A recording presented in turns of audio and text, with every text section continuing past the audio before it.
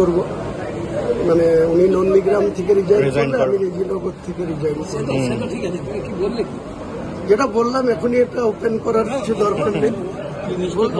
মিষ্টি তো তুলে দিলাম, কালকে থেকে নিয়েছে মনোহারা, মুর্শিদাবাদের বিখ্যাত মনোহারা। না না, বহরমপুরে বেলডাঙ্গার দিলাম তো। না না না, পুরো 5 প্যাকেট মুখ্যমন্ত্রীর হাতে তুলে দিয়েছি। উনি সবাই মিলে ওনার টিমের লোকদের নিয়ে মনোহারা, বিখ্যাত মনোহারা এবং ছানাবড়া পূর্ণ আলোচনা হয়েছে। একসাথে কালকে ম্যান্ডেটারি, কালকের মধ্যে পদত্যাগ করতে হবে, যেহেতু আমরা ওতনে করব। মানে উনি নন্দীগ্রাম থেকে রিজাইন করলে আমি রেজিনগর থেকে রিজাইন করব। যেটা বললাম এখনই এটা ওপেন করার কিছু দরকার নেই। মিষ্টি তো তুলে দিলাম, কালকে থেকে নিয়েছে মনোহারা, মুর্শিদাবাদের বিখ্যাত মনোহারা। না না, বহরমপুরে বেলডাঙ্গার দিলাম তো। না না না, পুরো 5 প্যাকেট মুখ্যমন্ত্রীর হাতে তুলে দিয়েছি। উনি সবাই মিলে ওনার টিমের লোকদের নিয়ে মনোহারা, বিখ্যাত মনোহারা এবং ছানাবড়া পূর্ণ আলোচনা হয়েছে। একসাথে কালকে ম্যান্ডেটারি, কালকের মধ্যে পদত্যাগ করতে হবে, যেহেতু আমরা ওতনে এত বড় একটা কঠিন লড়াই পার করে আজ রাজ্যের আইনসভায় প্রথম হচ্ছে, আপনার কেমন লাগছে? ভালো লাগছে এবং নিজেকে গর্বিত মনে হচ্ছে যে আমার মতন একটা সাধারণ ঘরের মহিলাকে মোদিজি এই জায়গা দিয়েছে এবং আমার দল এগিয়ে নিয়ে গেছে। দিকগুলো প্রথম আপনি আপনার এলাকা থেকে শুরু করবেন, কোন কাজগুলো আগে লক্ষ্য রাখবেন, কোন কাজগুলো আগে দিয়ে শুরু করবেন, কোনগুলোর জন্য আগে বলবেন? দেখুন, কাজ তো পুরোটাই পেন্টিং হয়ে পড়ে আছে। এতদিন এই যে তৃণমূল সরকার ছিলেন সেরকম মানুষের সহযোগিতা করেন না, সেসব কাজগুলো আমি কোন কোন কাজ করবেন? পুষ্করা হসপিটাল, ফায়ার ব্রিগেড, রাস্তাঘাট, পানীয় জল, নারীদের সুরক্ষা এবং স্কুল কলেজ। কি শপথ, জোরে বলবেন না, আজকে কি শপথ গ্রহণের জন্য? হ্যাঁ, বলুন। শপথ গ্রহণের জন্য এসেছি এখানে। কীরকম লাগছে? ভালো লাগছে। মূলত এবার আপনি বিধানসভায় দায়িত্ব পেয়েছেন, এমএলএ হয়েছেন, কীরকম লাগছে? এটা কখনো আশা করেছিলেন যে এমএলএর পদে লড়বেন এবং জিতবেন? না না, আশা করিনি। হ্যাঁ, কিন্তু ভগবানের দান বলে না। হ্যাঁ। আপনি কি করতেন, মানে আপনার একটু জীবনটা একটু ছোটো করে? হ্যাঁ, আমি পরিচালিকার কাজ করতাম, সেই থেকেই আমার রাজনীতিতে আসা।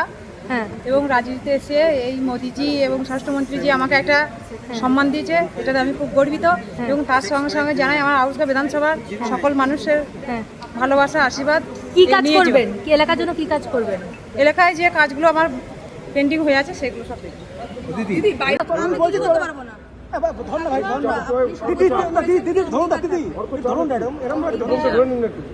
সমস্ত পানিয়াকে ভালো রাখা, মেয়েদের সুরক্ষা এবং যারা আগে এরকম দুর্ঘটনা তাদের ন্যায় বিচার।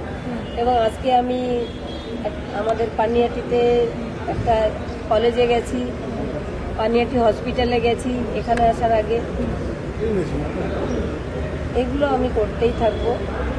আপনি কোর্টেও গিয়েছিলেন, কি কারণে গিয়েছিলেন? কালকে কোর্টে আমি গিয়েছিলাম, যারা আমার মেয়েকে দ্রুততার সঙ্গে গ্রিন করিডর করে বাড়িতে এনে তড়িঘড়ি পুড়িয়ে দেওয়ার ব্যবস্থা করেছিল, তাদের যেন অ্যারেস্ট করা হয় সেই জন্যই গেছে। আপনি যে প্রতিজ্ঞা নিয়েছিলেন মুখ্যমন্ত্রীকে তার পদ থেকে নামানো, পূর্বতন মুখ্যমন্ত্রীকে, সেই প্রতিজ্ঞা কি পূর্ণ হলো? আপনাদের কি মনে হয়? আপনারাই বলবেন। আচ্ছা, আপনি কি আশা করছেন এবার ন্যায় বিচার পাবেন? অবশ্যই পারবো। আমি ন্যায় বিচারের আশা কখনো ছাড়িনি। আচ্ছা, ফাইল সব খোলা হবে, সরকার থেকে অবশ্যই খোলা হবে। কি মনে করছেন? অবশ্যই খোলা হবে এবং ওনাকে 14 তলা থেকে আমি নামিয়েছি, ওনাকে জেলে ঢোকাবো আমি। অনেক অসুবিধা হচ্ছে। আর তো এই 15টা বছর আমরা দেখেছি, সুতরাং এই ইনস্ট্রাকশন আমাদের দপ্তর থেকে দেওয়া হয়েছে। নেক্সট যেটা দেওয়া হয়েছে সেটা হচ্ছে বিভিন্ন জায়গায় ফেক পার্কিং স্লিপ নিয়ে তৃণমূলের ক্যাডার এবং অন্যান্য মানুষ তারা টাকা তুলেছে।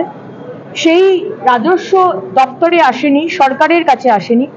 সুতরাং এই নোটিশ আজকে আমার দপ্তর থেকে দেওয়া হচ্ছে, যেখানে যেখানে এই ধরনের ফেক রসিদ দেখিয়ে টাকা তোলা হচ্ছে পার্কিংয়ে, সেগুলো ইমিডিয়েটলি বন্ধ করা এবং একটা রেট চার্ট প্রত্যেকটা পার্কিং লটে রেট চার্ট দিয়ে দেওয়া হবে, যে যার মতো মনের মতো খুশি পার্কিং নিতে পারবে না। নাম্বার 3, আরবান ডেভেলপমেন্ট এবং উইমেন অ্যান্ড চাইল্ড, যে দুটো দপ্তর আমার দায়িত্বে, সেখানে একটি কল সেন্টার, একটি কল নাম্বার পাবলিককে দেওয়া হবে, যেখানে পাবলিকের আমার দুটো ডিপার্টমেন্ট আরবান ডেভেলপমেন্ট রিলেটেড যা কিছু সমস্যা সেই নাম্বারে তারা ফোন করে বলবেন, তার উপর আমরা অ্যাকশন নেব। এবং উইমেন অ্যান্ড চাইল্ডেও যা যা সমস্যা সেগুলো উইমেন অ্যান্ড চাইল্ডের নাম্বারে আপনারা ফোন করবেন, সেখানে আমরা অ্যাকশন নেব। তাছাড়াও চাইল্ড হেল্পলাইন নাম্বার আছে, কিন্তু উইমেন হেল্পলাইন নাম্বার নেই। সুতরাং চাইল্ড হেল্পলাইন নাম্বারটাকেও উইমেন হেল্পলাইন নাম্বারের মধ্যে একই সাথে জুড়ে, মানে ফোনটা ওই নাম্বারই আসবে, কিন্তু সেগ্রিগেট করা হবে কোনটা উইমেনের ইস্যুস, কোনটা চাইল্ড ইস্যুস। তো এটাও হেল্পলাইন নাম্বার আমরা ইমিডিয়েটলি শুরু করব। এবং লাস্ট যে বিষয়টা বলার সেটা হচ্ছে যে জিও ট্যাগিং করা হবে সারা পশ্চিমবঙ্গে, যেখানে যেখানে ময়লা পড়ে আছে ফোনের মধ্যে ওই অ্যাপ ডাউনলোড করে জিও ট্যাগিং করে আপনি পাঠিয়ে দেবেন যেখানে ময়লা রয়েছে, এবং উইদিন 1 hour to 2 hours সেই ময়লা পরিষ্কার করা হবে। কোথাও পশ্চিমবঙ্গে যে আমরা দেখে এসেছি 15 বছর, আজকে কলকাতার এত সুন্দরী কলকাতা, সেই কলকাতাকে ময়লা এবং চূড়ান্ত নোংরাভাবে ড্রেন পরিষ্কার হয় না, সেগুলো নিয়েও আরবান ডেভেলপমেন্ট দপ্তরের সাথে গতকাল আমার মিটিং হয়েছে। সেগুলো তো সমস্ত হবেই, কিন্তু ইমিডিয়েটলি এই অ্যাপ চালু করা, যেখানে সাধারণ মানুষ জিও ট্যাগিং এর মাধ্যমে জানিয়ে দিতে পারবে কোথায় ময়লা রয়েছে, এবং ডিপার্টমেন্ট বা মিউনিসিপ্যালিটি বা কর্পোরেশন গিয়ে সেই ময়লা পরিষ্কার করে আসবে। এই দিকে করব, মানে উনি নন্দীগ্রাম থেকে রিজাইন করলে আমি রেজিনগর থেকে রিজাইন করব। যেটা বললাম এখনই এটা ওপেন করার কিছু দরকার নেই। মিষ্টি তো তুলে দিলাম, কালকে থেকে নিয়েছে মনোহারা, আমাদের বিখ্যাত মনোহারা, না না বহরমপুরে বেলডাঙ্গার দিলাম তো,